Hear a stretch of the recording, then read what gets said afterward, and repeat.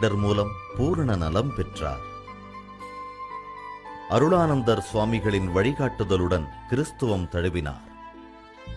ஒருவனுக்கு ஒருத்தி என்ற கோட்பாட்டின்படி தன் முதல் மனைவியை மட்டும் தாரமாக ஏற்றுக்கொண்டு மற்ற 4 மனைவியரை விலக்கினார் தடியத்தேவர்.